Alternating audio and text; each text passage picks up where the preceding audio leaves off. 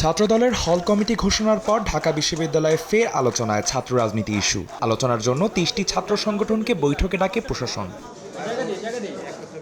শিবিরের উপস্থিতির প্রতিবাদে শুরুতেই বৈঠক থেকে ওয়াকআউট করে বিপ্লবী ছাত্র মৈত্রী, ছাত্র ইউনিয়ন ও সমাজতান্ত্রিক ছাত্র ফ্রন্ট। প্রশাসনের নিরপেক্ষতা নিয়ে প্রশ্ন তোলে গণতান্ত্রিক ছাত্র সংসদ।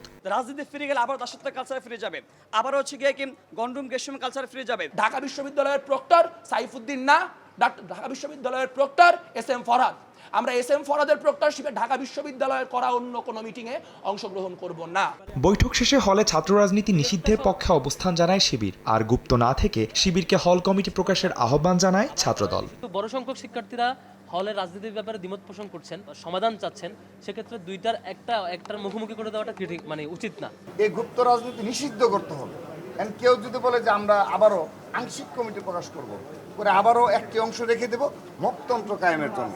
উপাচার্য বলেন, শিক্ষার্থী ও সংগঠনগুলোকে মুখোমুখি দাঁড় করানোর মতো সিদ্ধান্ত নেবে না প্রশাসন। ডাকসুকে কেন্দ্র করে এই নির্বাচন কেন্দ্রিক কর্মকাণ্ডগুলো হল পর্যায়ে বিশেষত কিভাবে হবে এবং এই পর্যায়ে যারা যেহেতু সাধারণ শিক্ষার্থীদের মধ্যে একরকম ভীতি আছে, একরকম দীর্ঘদিনের একটা এই তিক্ত অভিজ্ঞতার কারণে একরকম নেতিবাচক একরকম আবেগ কাজ করছে ছাত্র রাজনীতির প্রতি। আমরা বারবার চাচ্ছি তারা যেন কোনোভাবেই মুখোমুখি না হয়।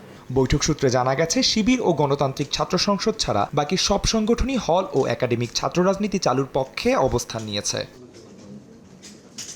আদনান তুর্য, সময় সংবাদ, ঢাকা।